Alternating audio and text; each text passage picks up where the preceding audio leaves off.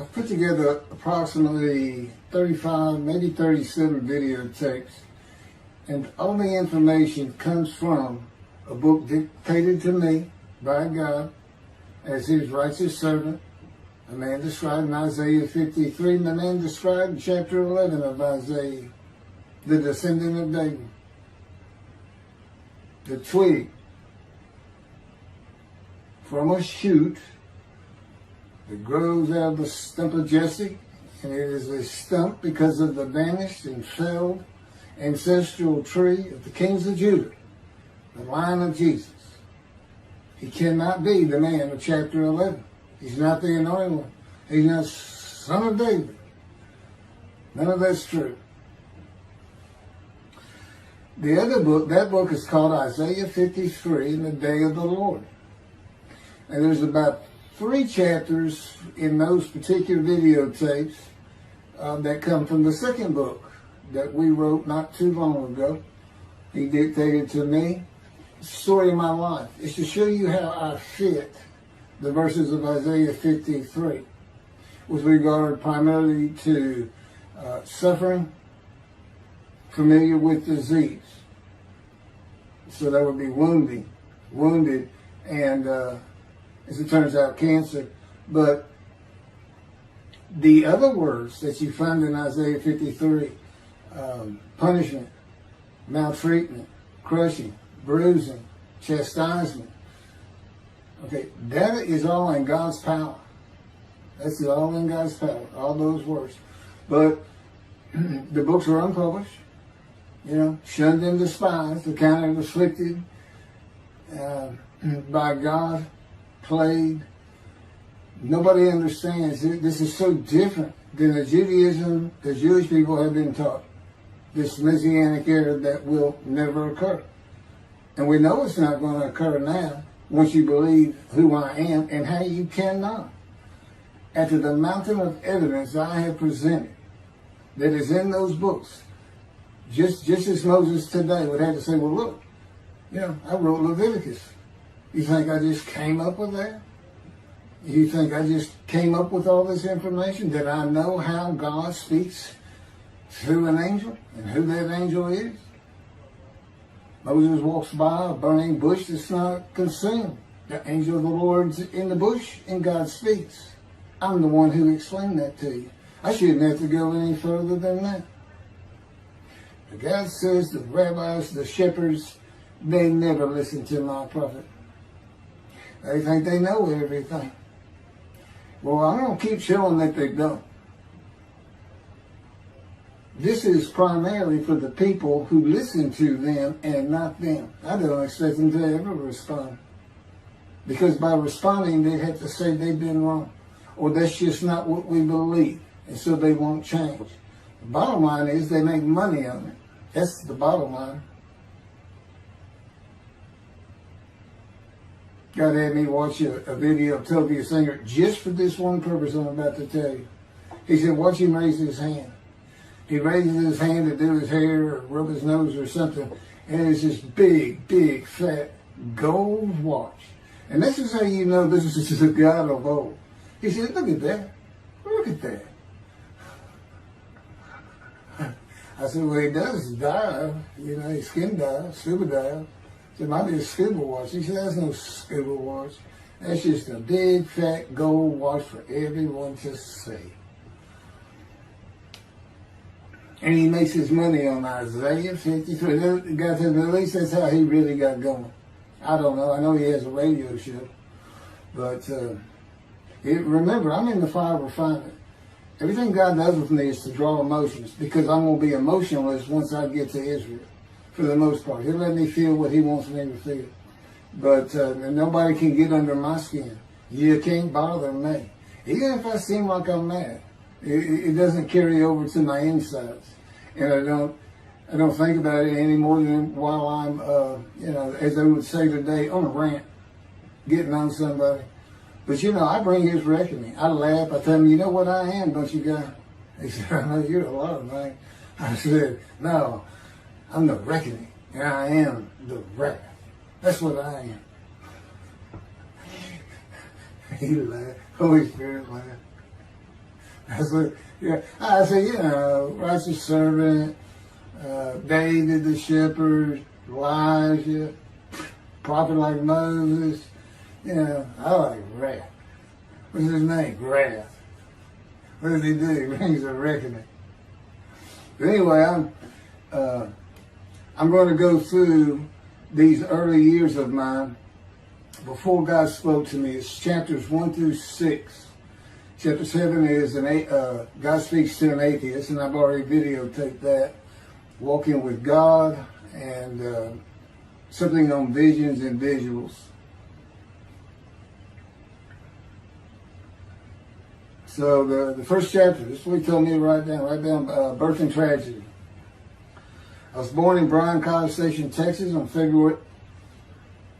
It's just in from the Holy Spirit, yes. Like you couldn't ask me before I started. Yes. Oh, this is only for the people who come to believe in me. I don't expect anybody who's been viewing these materials and, you know, nobody's really subscribing, a handful, to be believed. Again, I can't imagine. I don't know what you people want. I don't know who you think's going to come to do something different. How are you going to know who David is? I mean, according to Judaism, there is no description of him. How are you going to know who he is? All this being presented, and I know Jewish people have seen it, only 60% of the views are coming from the United States. Now, I don't know that means 40% is coming from Israel. Probably not. You got Canada that's be a big follower on my WordPress site.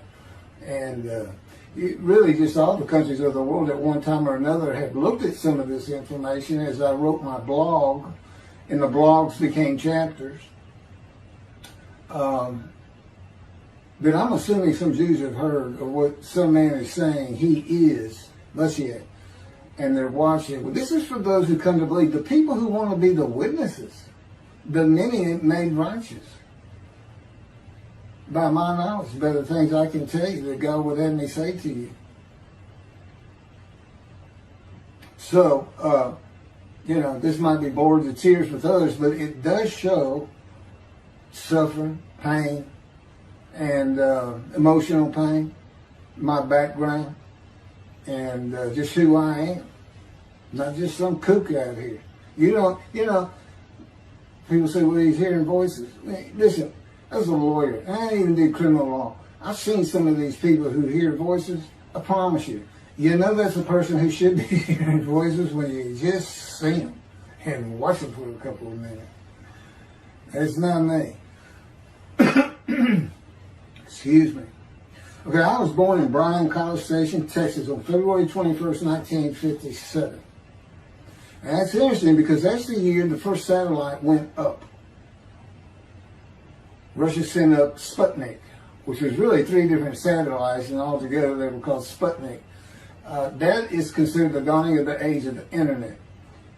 Now, I've asked God, how did you select me? How did I be blessed with this and learning all these things with this crazy life that I've had?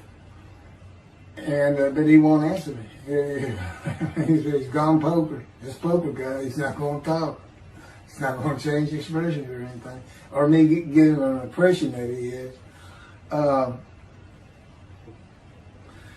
And so I tried to come up with it on my own, and that is where I started. I said, because I know how important the internet is for this. It's the only way to get things worldwide, and all the teachings that have come through it. I didn't know, you know, I'm 63. I'm not like the young people who can just text messages without looking at the phone and all that. But he's taught me everything. He taught me how to set up Facebook, Twitter, you name it. And he would just say, go to your computer, do this, do that. You know, commanded it and directed to become very good at the computer and, of course, word processing. You know, I'm a regular secretary, except I still henpeck with one finger. I used to. But God said, that's to show you, I have perfect use of this disfigured right arm. It just doesn't have muscle in it, and my shoulder's short. Anyway, I was born in Bryan College Station, and that's where Texas A&M University is. And my dad was attending Texas A&M when I was born.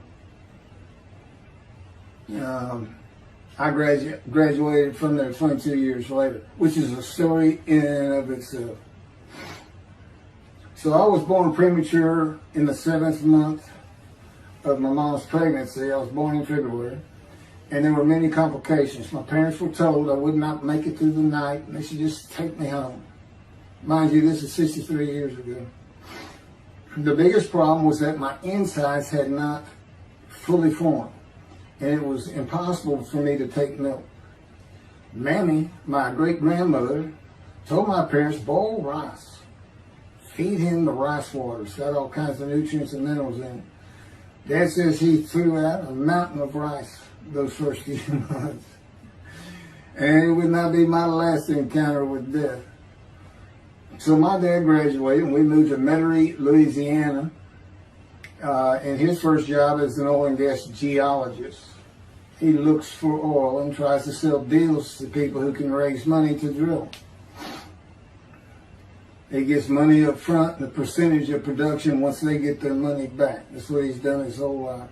And I became, as a lawyer, I became board certified specialist in oil, gas, and mineral law because I had found it so interesting. As a young boy, I became interested. But he rarely had time for us. The other part, I said, okay, well, I was born with the dawning of the internet, so he's got a selection process for 57. And I come from a dysfunctional family. Lots of drinkers, lots of fighters. And on my mom, her grandfather committed suicide. It's tragedy. Birth and tragedy. In the Great Depression, he lost everything. He owned land in what is now downtown Dallas. But then when she was about 4 or 5, her mother went down to the Market Square in Crockett, Texas, small East Texas town. Everybody has their courthouse in the center of town, and there's streets on either side with stores. She went to the hardware store and purchased rat poison. She hadn't gotten hardly out the door when she opened it and took it herself. Died right there on Main Street in the middle of the day in a little small town. I don't know how long that would have been. My mom's 85 or 6. She was 4 or 5. Almost 80 years ago. So I'm sure it was quite an event. And her dad took her and her sister. Her sister's about 2 years older, to Metairie, and not Metairie, to someplace in Louisiana. But could have been Baton Rouge. And her father became a elevator operator. And you can still find this in Houston. When I was at law school, I went to law school downtown Houston, but South Texas College of Law. And at the courthouse, they would have somebody sitting in there on a little stool and with a lever and take you up or down, take everybody up or down. With all the lawyers coming in for the court cases, it was packed. I'm sure they've done away with it by now. But that's what he did. And they found him one day or night. He had taken out a pistol, he shot himself in the head and killed himself. So now she had suicides on both sides of the family. And her father's brother took the 2 girls in. He actually adopted them. And when she was about 10 or so, I believe, she's with him out in some shack in East Texas. And, there's not any phone in this place. And he took a shotgun, and I'm sure he'd been drinking. They were all known for it. And blew his head off right in front of her. I mean, that's all the circumstances I know about it. It doesn't sound like a good scene at all, but it scarred her for life. Okay, we've been taking care of her from the get-go. My father amazes me to no end. What he has done to care for her. See, they knew that was his sweetheart. Eventually, now at 10 years old, that's who he married. And they're both from Crockett, Texas. Small town people. I still take care of them. They've taken care of me for 10 years. Got to me from society. He made me quit law. terminate my law license in Hawaii and Texas, and took me into poverty. I've been in poverty for 13 years until I just now filed for Social Security early. But I give them more than 90% of it to make up for everything they've given me for 13 years. While I'm in God's fire of refinement, learning everything I need to know. And I have learned much. There ain't any question.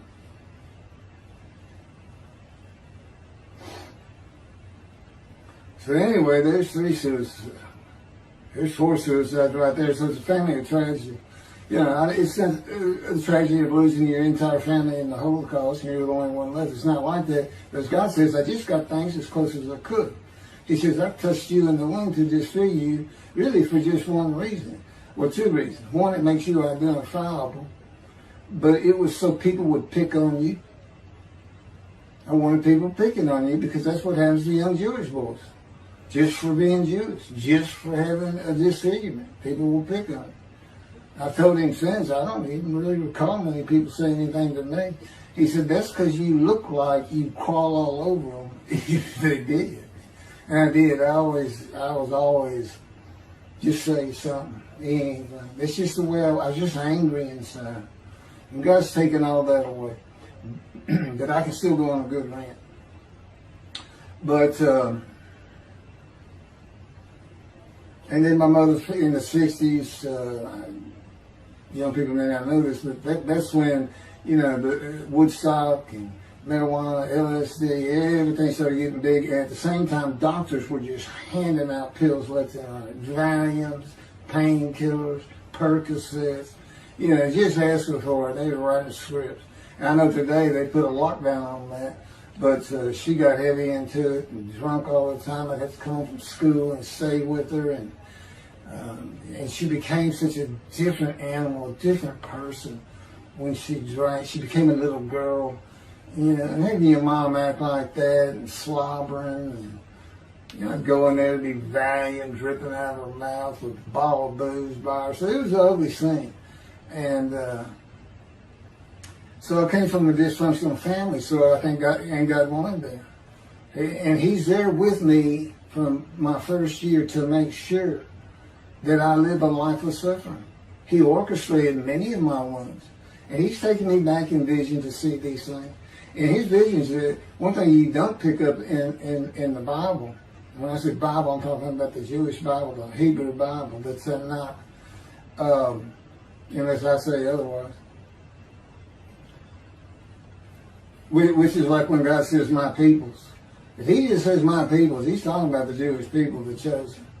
I mean, He may say the peoples of Moab, or just by the context, you know, He's referring to another group. But that comes up all the time. So to add to that, she tried to kill herself a few times. And when I was 10, my dad was at a Texas A&M game in Dallas. And I know it was 1967, so I was 10 years old, because I'm very familiar with that particular game. It was against Bear Bryant and Alabama Crimson Tide. And he had coached at Texas A&M. So as you can tell, me and my dad are big Aggie fans and football fans. But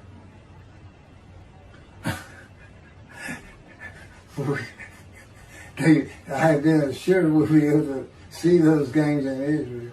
Somehow it might be technically. He said, we'll get it. That's the Holy Spirit. We'll get it. I said, he's so funny. I don't know where my sister and brother were, but I heard some noise and I went down about 1 or 2 in the morning, and our stairs curved, and there was a little bay window cut out, and I looked down out into the living room, and she's laying newspapers out, and I just sat there watching. I didn't know what to do. And she got down that paper and took out a butcher knife, not a razor blade, a butcher knife, and opened her wrist up. And this happened again years later when I was in high school. She opened her elbow up, and that was god awful. I don't know how. But before she bled out, my dad opened that door. I sometimes think she knew he was going to be there soon, would probably save her. But it didn't look good, and I hated myself for not doing something. Maybe that's why I was so angry. Anyway, because I didn't do anything, I just sat there. I couldn't move.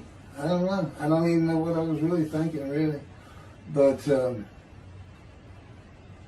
I can't. What it did is it told me how much her uncle blowing his head off must have done to her. That must have really hit you. I had nightmares my whole life, but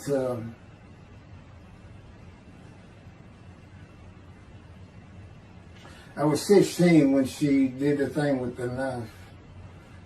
But you know what? My dad finally got her he got her the best psychiatric care in Houston, Texas, and that's big because we got a medical center that's renowned throughout the world. And they put me back together many a time. And she never did that again.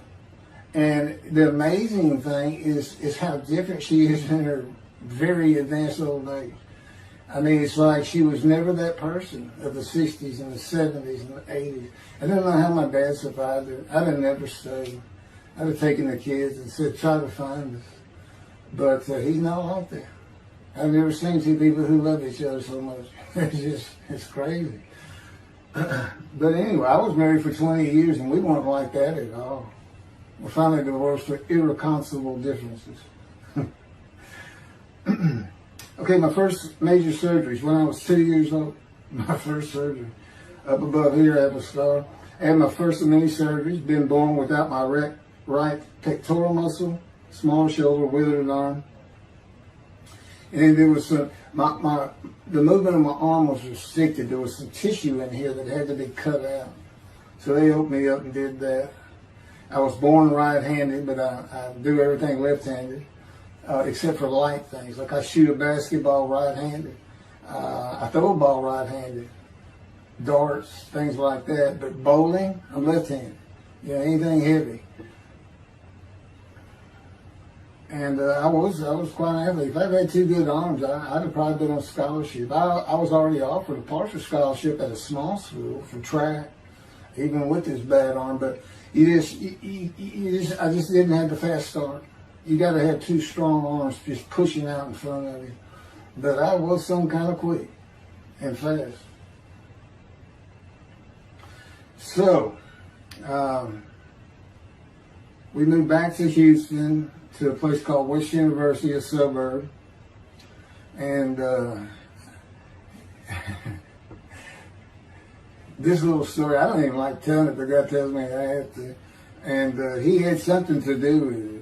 That I'm not going to go into that part of it. So anyway, I had decided when I was in second grade, I was tired of school, didn't want to go anymore. I don't exactly know why. I just know I said, that's it, and I'm not going. Dad came to get me up and take me to school until I'm not going.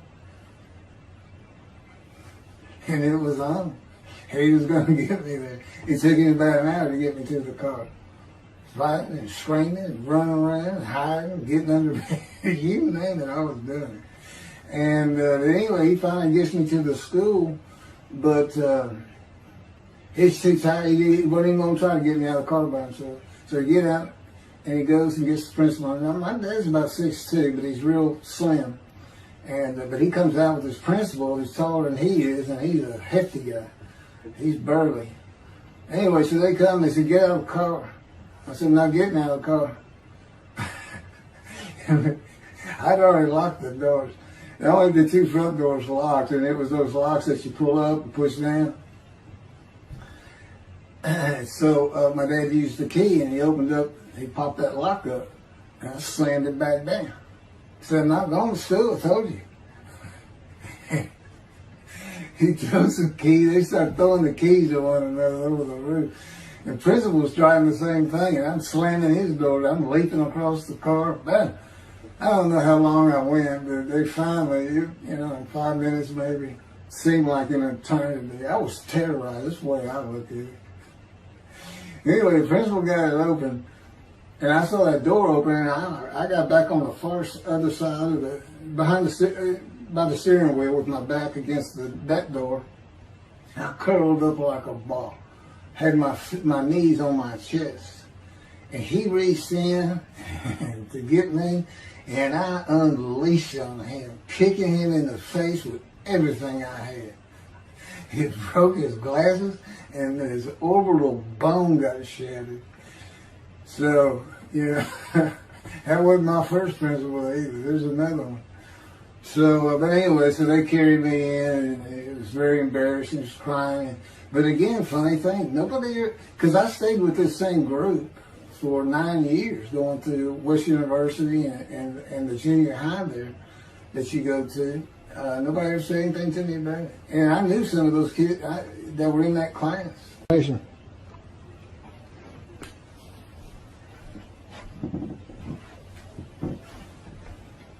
My camera only goes for half an hour. I can see on the screen that I have pointing towards me that when it runs out, I have to turn it off and turn it back on.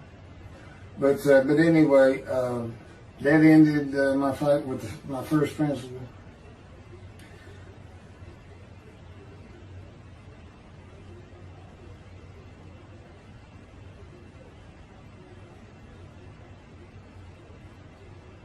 Yeah, here it is right here. You just got to help me put these together. In the 10th grade, the principal of the school told me to cut my hair. You know, I had long, blonde, wavy hair, well past my shoulders.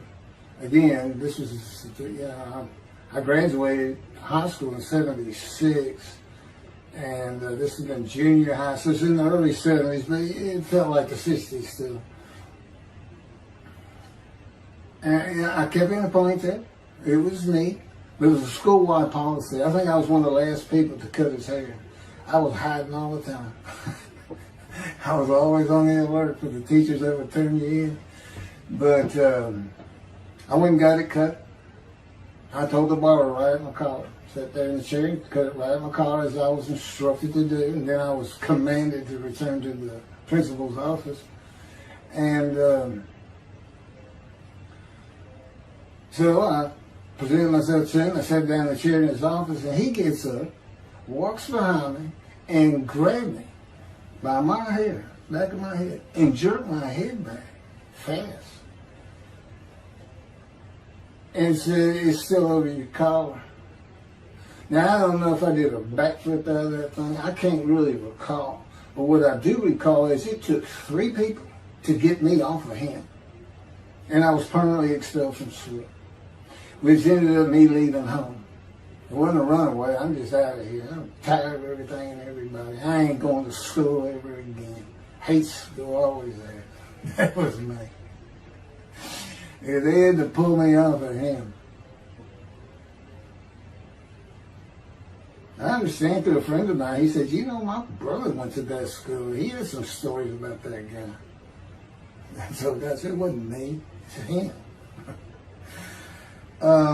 Second major surgery came when I was 12 years old to try and repair my right knee and just below it. I was running full speed in a field. High grass and weeds with a family dog. And God says he had something to do with what the dog did. For no apparent reason, just suddenly he was running at my side. And he just bolted, he just stopped going straight to the heart of the left and went right between the legs. I go sailing in the air, and I came down on my knees, except my right knee came down on a broken Coke bottle, Coca-Cola. And they used some thick grass back then. It was stuck nose down, way down. It was all broken up, but it was the bottom all jagged that my knee just, they said it went to the other side of your knee. They said, "You got that whole field in your knee." But when I got to the hospital, I sat there for a long time. The first doctor that came in and just told my mom, right in front of me, I'm in the room, he said, I can't repair that. It's not repairable. We're going to take it off. You can't use it. And I already knew that because as I started screaming and yelling for my dad, he finally came back. This field was behind our house. There was a chain link fence, and then the field. My dad finally heard me. He got over. He saw the blood, and so all of a sudden he's scared to death. I'm going into shock, and he got me to put my arm around his neck, and he said, "Can you walk on it?" And I tried, and it just collapsed. It was useless. It was awful. And then I had to climb over that fence, and my mom was going crazy and screaming and crying. And he had to go take care of her. I'm sitting in his bathroom with my leg all opened up, and I'm just getting sicker and sicker, nauseated, scared. I was a cripple. And but anyway, they get me down to the hospital. And this, like I said, the first doctor was just like, we don't know what to do. And just right then, and God says he knew he was going to be there. This doctor walks by, and my mom recognizes me. And she goes, Dr. Kane. And she runs out the door. Well, this is Dr. Kane. Her Mamie that I mentioned earlier, in her old age, very old, maybe in her 90s, I don't know, late 80s, but living with her sister, broke her hip. And this doctor repaired it. This is a long time ago, people. Repaired it, and she actually walked again with a walker.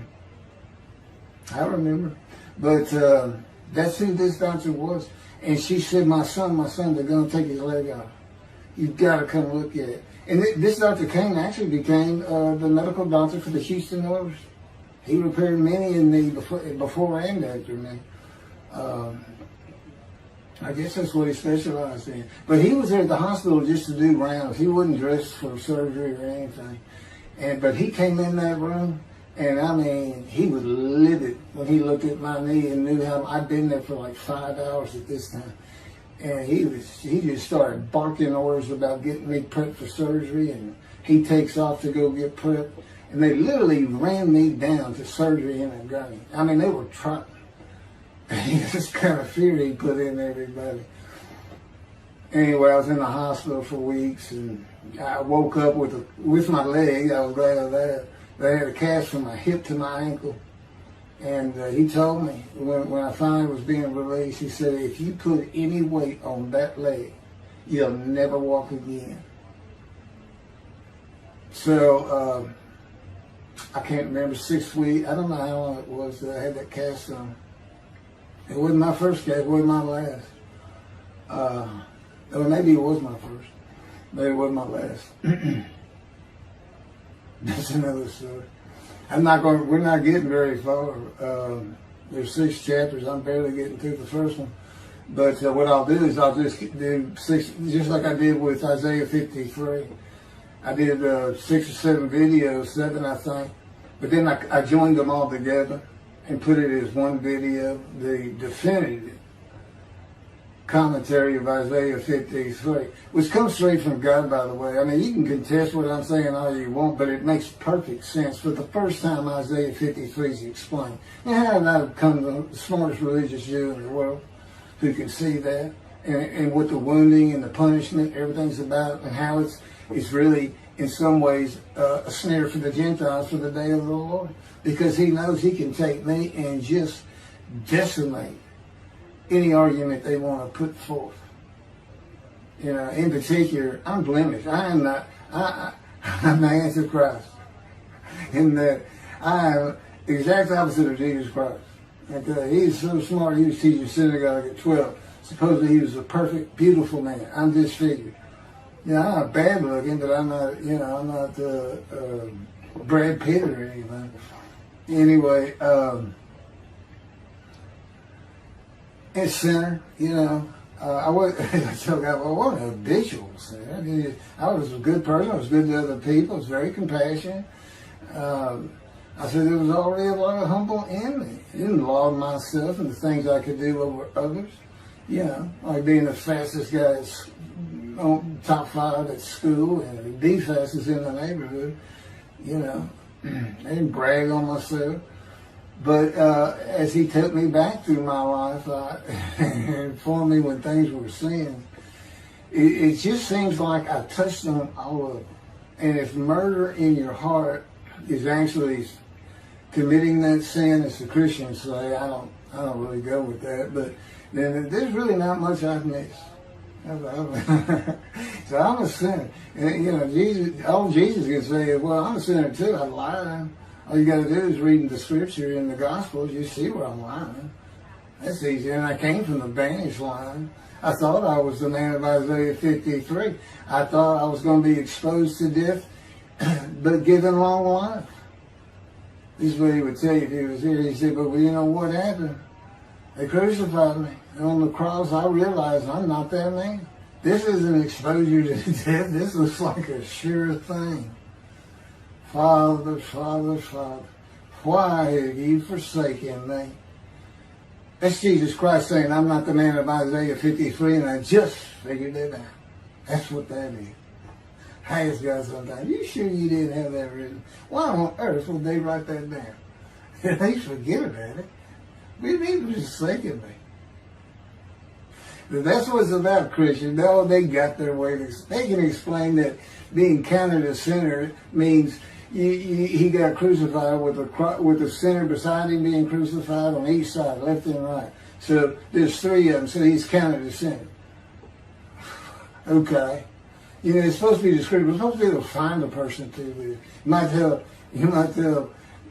Judaism the same thing. You know, this is to find somebody. It's not the people of Israel. They're all kinds of people. Now we're looking for a guy so God can have a Moses. Why? We have a new covenant. Why? It's the day of the Lord. Why? Jeremiah says so. That's why. It's so easy. The lamb blooms again. Okay, and he's coming with covenant friendship with the temple. So the lamb blooms again at a time when there's no temple. Jerusalem's going to be rebuilt. It's a metropolitan today. This is no Jerusalem of antiquity. The old city might be too big. And I'll make a new covenant with you. I'm going to forgive all your sins and remember them no more. That will cause Torah to be written on your heart. It's a metaphor. When did he do this before? Oh, that's right. Assyrian Babylon exiles. Isaiah was writing for. God said, I forgive your sins, remember them no more. They became a holy seed, and what they did? They built the second temple. What are we missing? The third temple. It's so easy. So it is the day of the Lord. There ain't any question of that. I'm just telling you it started with the Russians. Sending us Sputnik. Those old Ruskies. And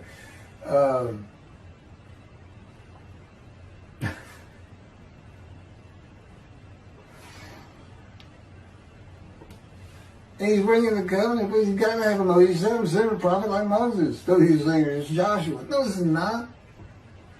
God needs him today, the day of the Lord. And guess what? He gives us a description of him.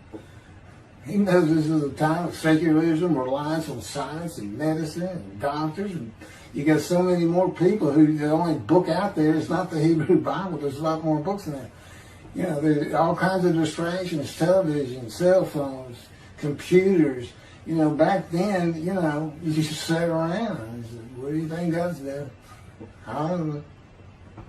Wish he'd send some rain. You know, it was just, I said it's easier to get them back then. But here it is. It's here.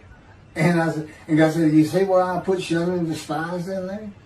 Because for a while I said, God, you know, this is before we really got the books done and everything. I said, I'm just sitting in a room. I can't really tell anybody shunned and despised in there. Counting me plagued, afflicted, and by God, and everything else. He said, well, how you feel now that we've been putting all this on the internet? I said, I feel shunned and despised. Yeah. I can tell they know. There's no question this hasn't gotten back to those two.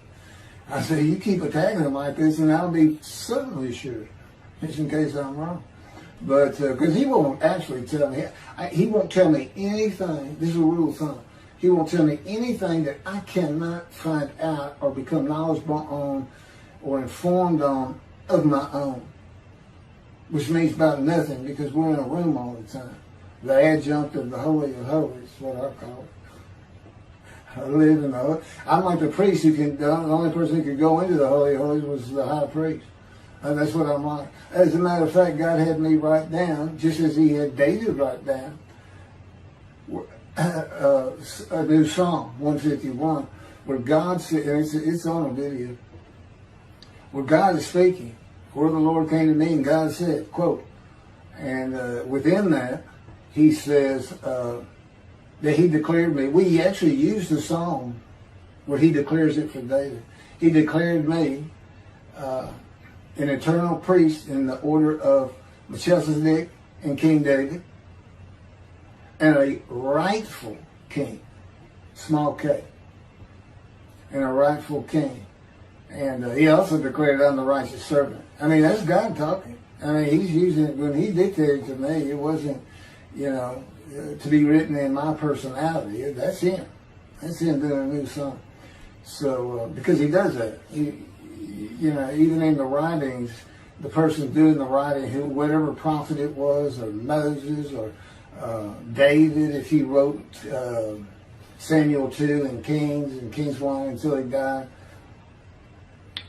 As I said, God says, just assume the central character is the one I had writing, because their lives change when I come to them, just like mine's changed.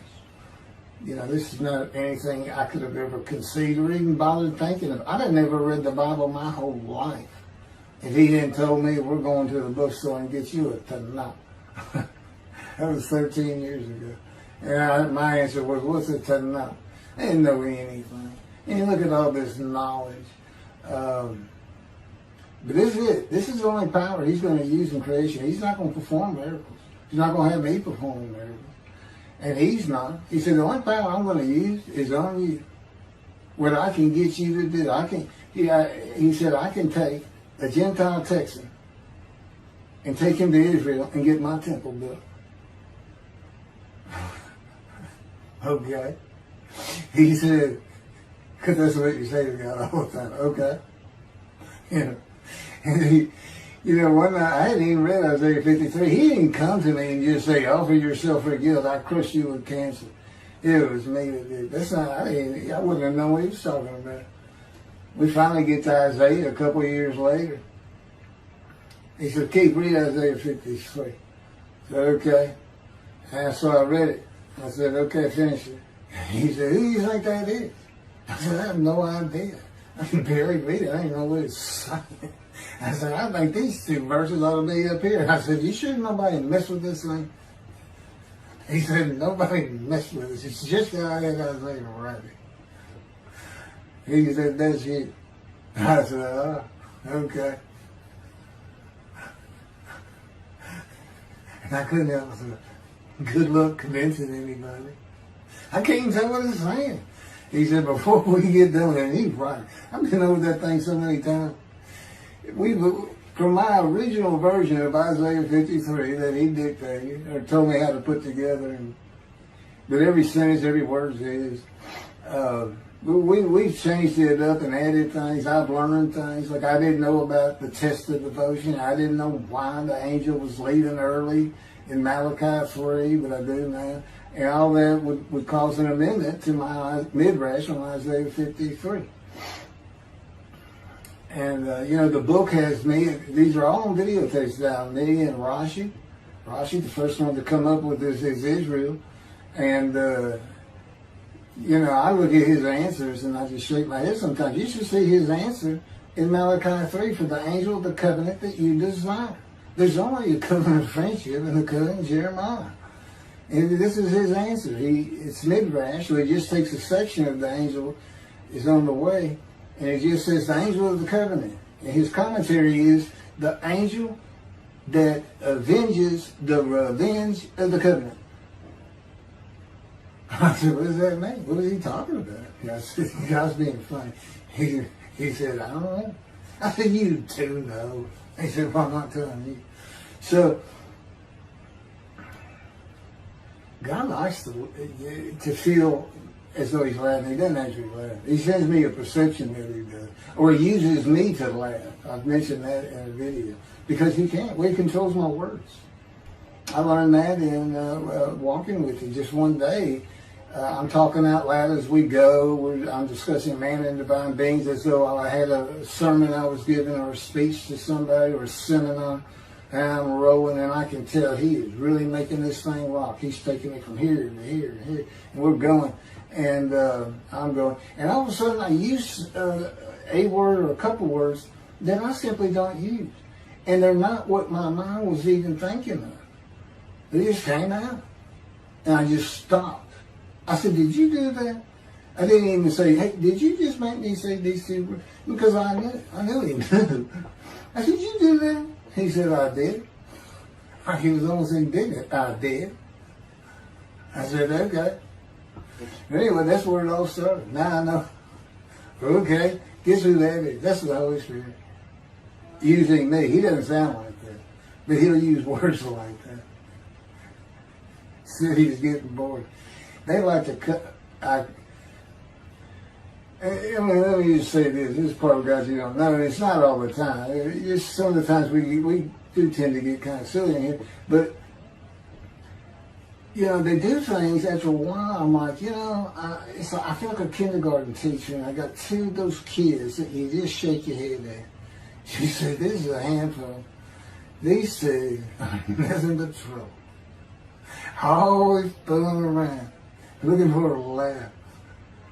And the Spirit's always working in heaven and death. God laugh, as it were. Again, he doesn't actually laugh.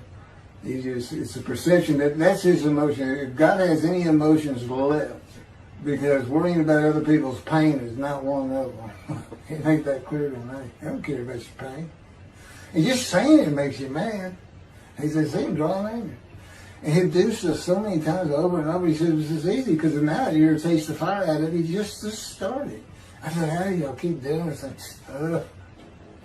And one day I told him, I said, I got it, which means it actually came from them. I got it. You never grew up.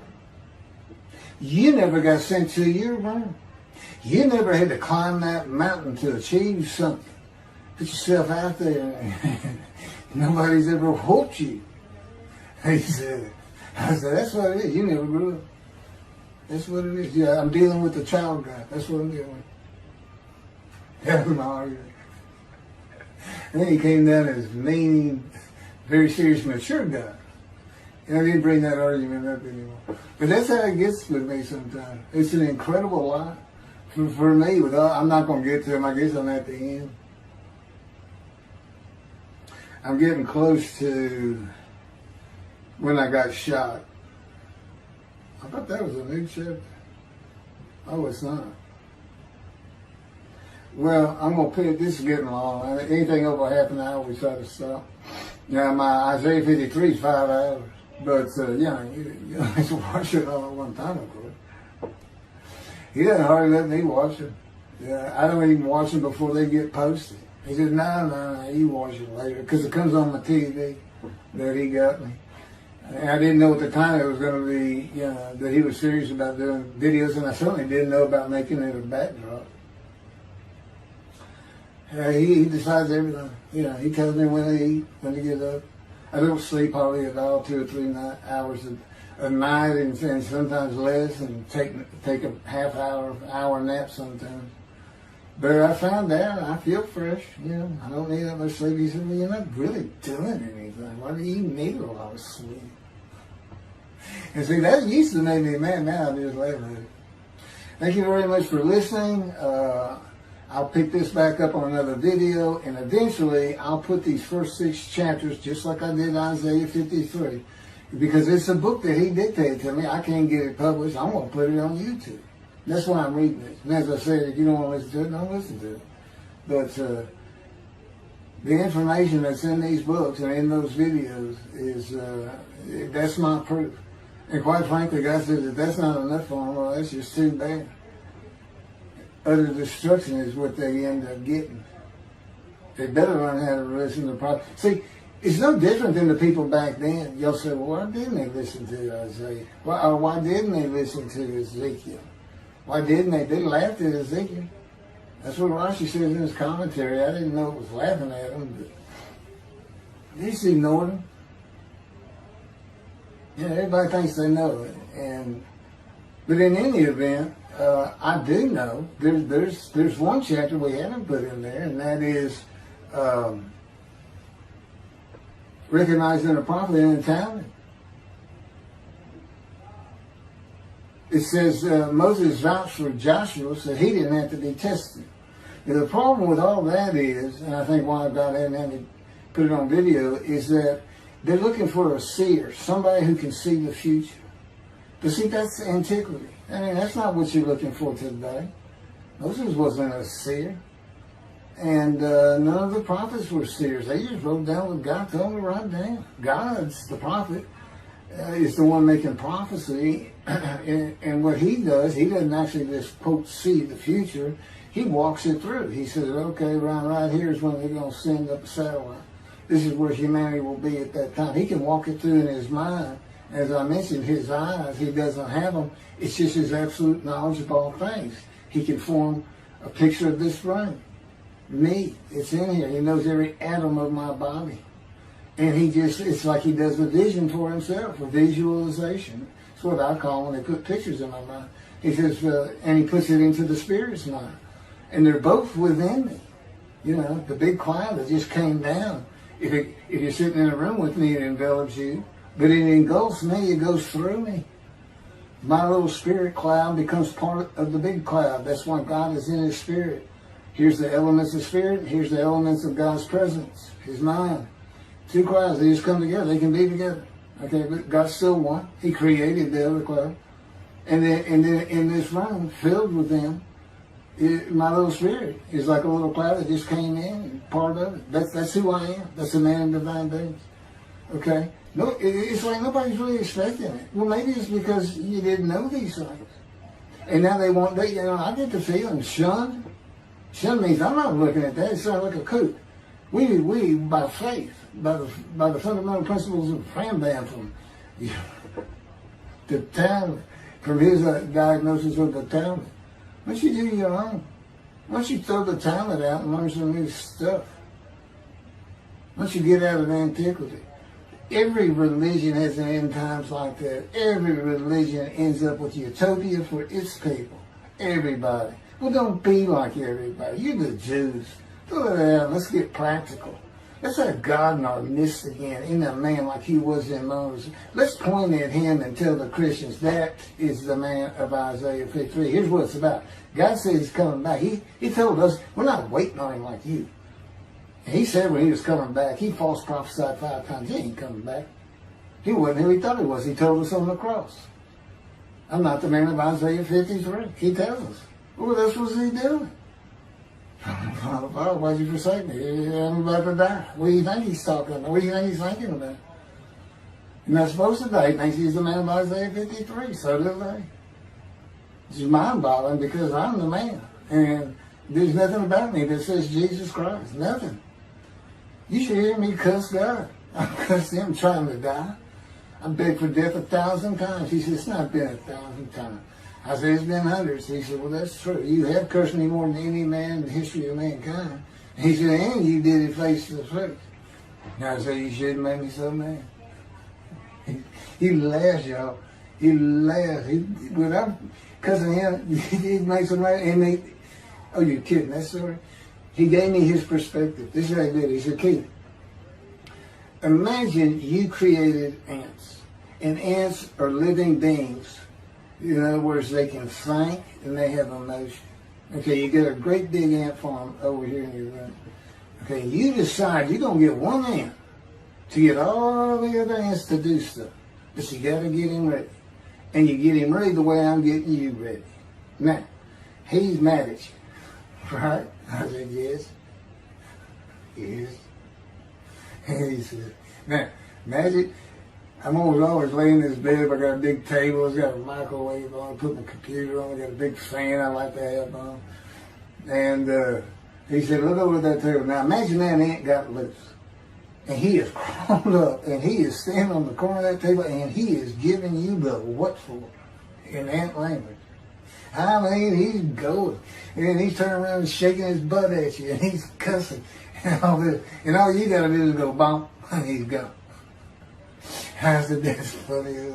And it is. And that's how that's what it does to him with me.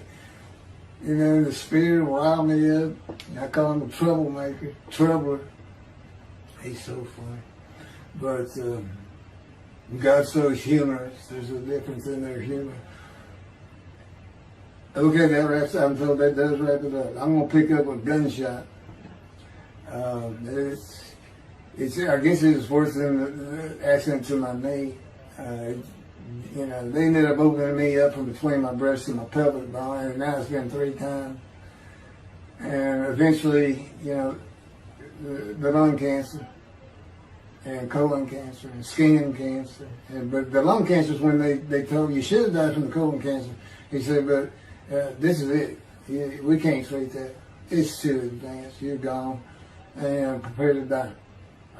That was 20 years ago when the planes hit New York. It was the planes hitting New York that got me up off the ground one last time to see one more